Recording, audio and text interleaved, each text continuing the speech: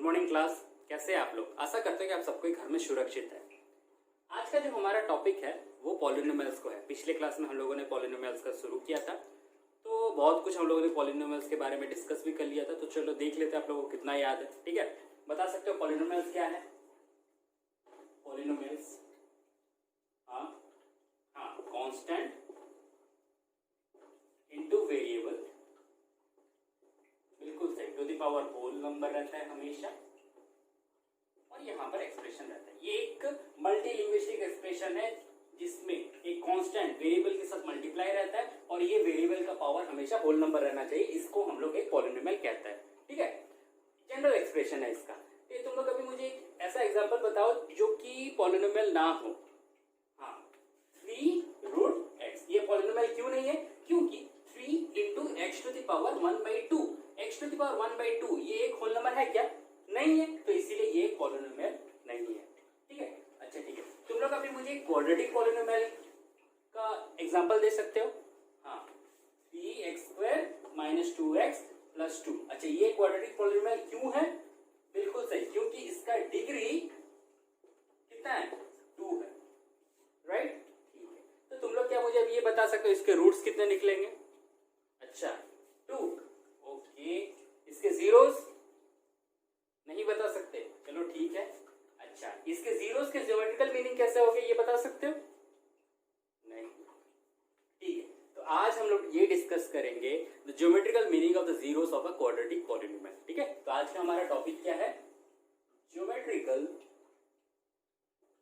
Meaning of zeros of a quadratic polynomial. Is that clear? ठीक है, तो सबसे पहले हम लोग क्या करते हैं ना, एक क्वाड्रेटिक पॉलिनोमियल कंसीडर करते हैं। मान लो मैंने एक क्वाड्रेटिक पॉलिनोमियल कंसीडर किया है x² - 3x - 4। ये क्वाड्रेटिक पॉलिनोमियल है। वेरिएबल का हाईएस्ट पावर कितना है? 2 है। ठीक है, तो सबसे पहले हम लोग इसका रूट्स कैलकुलेट करेंगे। ठीक है, रूट्स को जानने से पहले एक चीज सबको क्लियर हो जाओ, आपको हमेशा अभी 2 वर्ड्स का सामना करना पड़ता है। वो सबसे पहला वर्ड क्या है? रूट्स, और एक क्या है? जीरोस। ठीक है, इन दोनों में बिल्कुल कंफ्यूज कभी मत होना, ये दोनों अलग अलग चीज नहीं है। ठीक है, हम लोग हालांकि 2 वर्ड यूज करते हैं। ये जो जीरोस है ज्यादातर हम इसको ग्राफ के चलते यूज करते हैं, और ये जो रूट्स है ये हमारा मैथमेटिकल मेथड्स में ज्यादा काम आता है। Is that clear? ठीक है, ये दोनों बिल्कुल सेम चीज है, पर नाम 2 अलग दिया गया है। क्यों दिया गया है? क्योंकि ये जो जीरोस है, जब हम लोग कोई एक ज्योमेट्रिकल मीनिंग या फिर एक ग्राफिकल इंटरप्रिटेशन कोई एक पॉलिनोमियल का हम लोग क्रिएट करते हैं, तो वहां पर एक जीरो एक डिफाइन हम लोग को करता है कि वो ग्राफ किस तरीके का होता है। रूट्स बिल्कुल वही चीज करता है, पर वो एक मैथमेटिकल कंप्यूटेशन मेथड में रहता है। ठीक है, तो इन दोनों चीज में कभी भी कंफ्यूजन मत लाना। ठीक है, और एक टर्म रहता है सॉल्यूशन। सॉल्यूशन इन दोनों से अलग होता है। ठीक है, इन तीनों में कभी भी एक कंफ्यूजन क्रिएट मत करना, राइट? ठीक है, ठीक है, अभी हम लोग यहां पर वापस आते हैं। ठीक है, तो हमारे पास एक्सप्रेशन क्या था? x² - 3x - 4। ठीक है, सबसे पहले हम लोग इसका रूट्स कैलकुलेट कर लेते हैं। तो रूट्स कैलकुलेट करने के लिए हम लोग क्या करते हैं? बिल्कुल सही, इसको हम लोग 0 मान के चलते हैं। चलो ठीक है, तो इसको अगर मैं 0 मान लूं तो अभी यहाँ पर इसको अभी मुझे क्या करना पड़ेगा? फैक्टराइजेशन करना पड़ेगा। तो फैक्टराइजेशन कर लेते हैं। x² - 4x + x - 4 = 0। तो ये कुछ इस तरीके का आ रहा है, x × x - 4 + 1 × x - 4 = 0। तो ये कुछ x + 1 × x - 4 = 0, which implies s = -1 और 4। तो मुझे रूट्स कितने मिले? बिल्कुल सही, 2 मिले। तो इसका मतलब मेरे पास रूट्स कितने हैं? 1 - 4। इसका मतलब जीरोस कितने होंगे मेरे पास? -1, 4। ठीक है, अब इस चीज को हम लोग कहां पर रिप्रेजेंट करेंगे? एक ग्राफ में रिप्रेजेंट करेंगे। लीनियर इक्वेशन के चलते हम लोगों ने क्या देखा था? जो लीनियर पॉलिनोमियल था वो हमें किस तरीके का ग्राफ दे रहा था? हाँ, एक लीनियर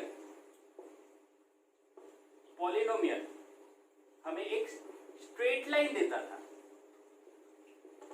राइट? एक स्ट्रेट लाइन देता था। अब हम लोग को देखना है क्वाड्रेटिक पॉलिनोमियल हमें किस तरीके का कर्व दे रहा है, ठीक है। तो चलिए देखते हैं।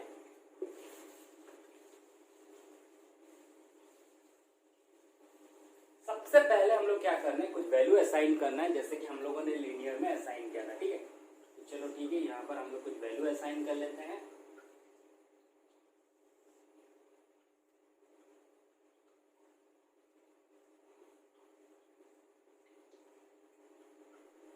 ये कुछ वैल्यूज है जो मैंने असाइन किया है, आप एक बार चेक कर लो। -2 6, -1 0, 0 -4, 1 -6, 2 -6, 3 -4, 4 0, 5 6। तो मेरे कोऑर्डिनेट किस टाइप के आएंगे, यहाँ पर मैं कोऑर्डिनेट लिख लेता हूँ। -2, 6, राइट।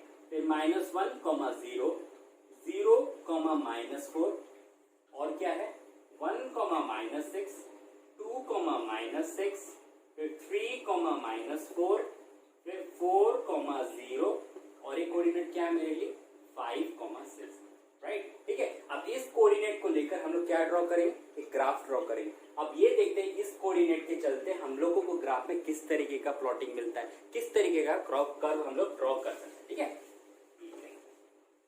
मैं इस पार्ट को रफ कर देता हूँ ताकि मुझे थोड़ा जगह मिल जाए। ये मेरा 5, 6 था, मैं यहाँ पर मेंशन करता हूँ, ठीक है 5, 6, राइट। अब हम लोग यहाँ पर एक ग्राफ ड्रॉ करते हैं,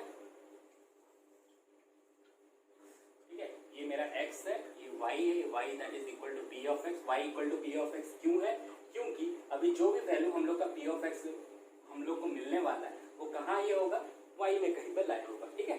चलो ठीक है, देखिए ये मेरा 1 2 3 4 5 6 7, 1 2 3 4 5 6 7, राइट। और ये 1 2 3 4 5 6 7, 1 2 3 4 ठीक है, 1 2 3 4 5 6 7,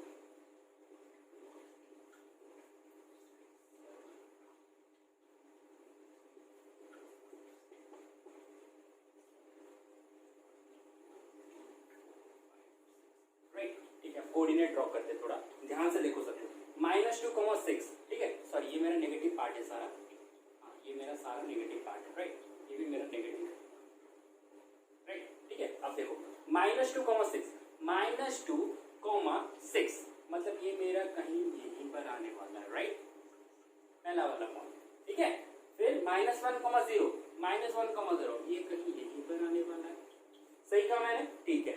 0, -4, 0, -4 यहाँ पर कहीं आने वाला है, राइट। ठीक है, अब क्या है 5, 6, 5, 6 ये यहाँ पर कहीं होगा शायद, ये रहा, राइट। ठीक है, 1, -6, 1, -6 मतलब ये कुछ यहाँ पर होने वाला है, राइट।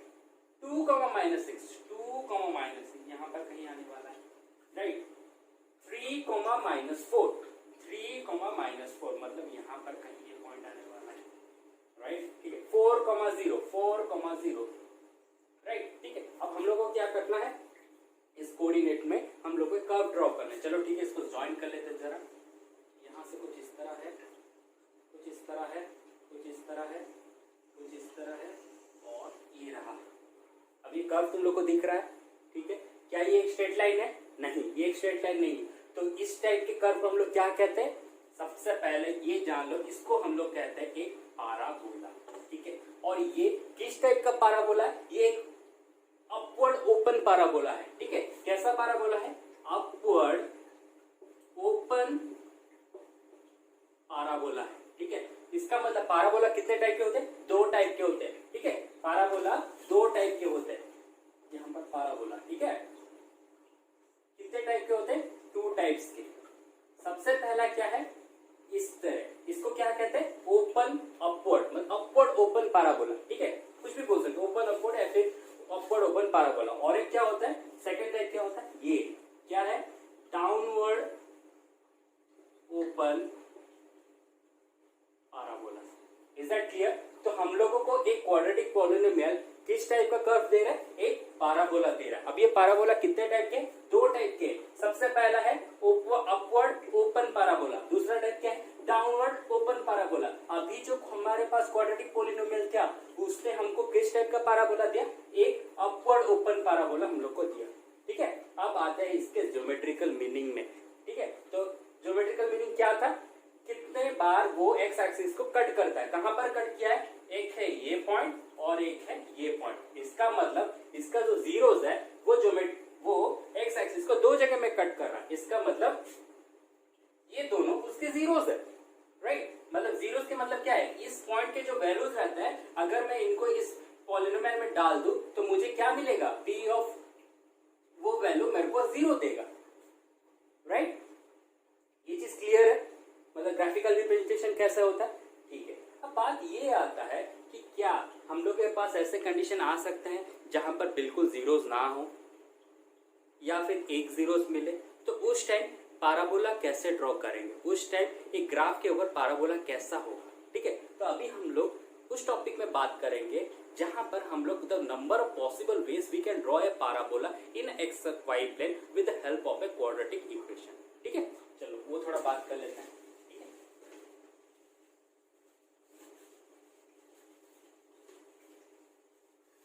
सबसे पहला कंडीशन आता है, सबसे पहला केस वन। केस वन क्या है देखिए, ये मेरे लिए एक्स वाई प्लेन है, राइट। इस तरीके का भी तुम लोग पैराबोला ड्रॉ कर सकते हो, राइट। यहां पर क्या हो रहा है, दो जगह में कट करा है, इसका मतलब मेरा नंबर ऑफ जीरोस कितना है, 2, राइट। या फिर ये पैराबोला और किस टाइप का हो सकता है, कुछ इस तरीके का भी हो सकता है। ये देखो कितने जगह कट कर रहा है, दो जगह कट कर रहा है, राइट। ये भी मेरा पॉसिबल है, ये मेरा अपवर्ड ओपन है, ये मेरा डाउनवर्ड ओपन है, राइट। और एक चीज भी हो सकता है, देखो ये कंडीशन भी हो सकता है, राइट। यहां पर भी देखो एक नेगेटिव एक्सिस में एक पॉजिटिव एक्सिस में है, दो जगह कट कर रहा है, ये एक अपवर्ड ओपन पैराबोला है। ये सारे पैराबोला किस चीज से ड्रॉ किए जा रहे हैं, एक क्वाड्रेटिक पॉलिनोमियल से। ठीक है, ये सबसे पहला केस है। सबसे पहले केस में हम लोग ने क्या नोटिस किया, पैराबोला ने दो जीरोस हम लोग को प्रोवाइड किया है, राइट। ठीक है, अब आते हैं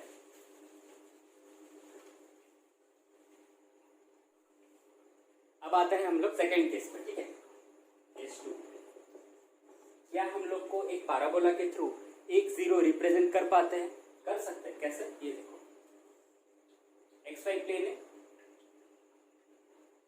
ऐसे कुछ ड्रॉ किया, कहां पर टच किया है, यहां पर। कितने बार टच किया, एक बार टच किया, मतलब एक बार कट किया है, तो नंबर ऑफ जीरोस कितना है, 1। Is that clear. इसको और कैसे ड्रॉ कर सकते हो,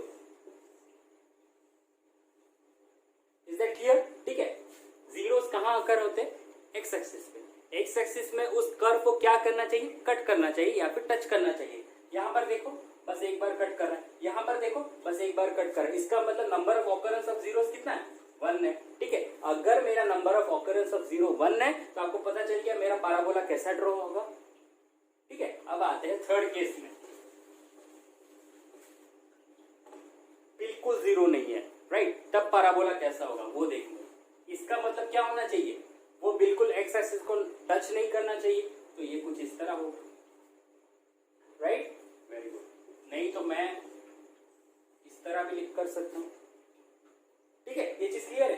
तो हम लोगों ने अब तक क्या डिस्कशन किया, सबसे पहला roots of a quadratic polynomial. ये रूट्स जो होते हैं वो जीरोस, दोनों सेम चीज है। ठीक है, जीरोस हम लोग ग्राफ के चलते हम लोग इसको नाम जीरो दिए, क्योंकि एक जीरो के चलते हम लोग को पता चलता है ये जो एक्स एक्सिस का जो प्लेन रहता है जहां पर वो कट करता है वो मेरे लिए जीरोस बन जाता है, राइट। ठीक है, अब ये जीरोस में हम लोगों ने क्या मिला, हम लोग को एक क्वाड्रेटिक पॉलिनोमियल में हम लोग को जो कर्व मिलता है वो क्या होता है, एक पैराबोला होता है। ठीक है, एक क्वाड्रेटिक पॉलिनोमियल में हम लोग को जो कर्व मिलता है वो क्या होता है, वो एक पैराबोला होता है, राइट। ठीक है, अब ये पैराबोला कितने टाइप के होते हैं, 2 टाइप के होते हैं, एक होता है ओपन अपवर्ड और एक होता है ओपन डाउनवर्ड। ठीक है, अब हम लोगों ने कुछ पॉसिबल कंडीशन भी चेक किए, जैसे कि अगर मान लो कि हमारे पास 2 जीरोस है तो उसका ग्राफ कैसे हो रहा था, कुछ इस तरीके का हो रहा था, राइट, कुछ इस तरीके का हो रहा था।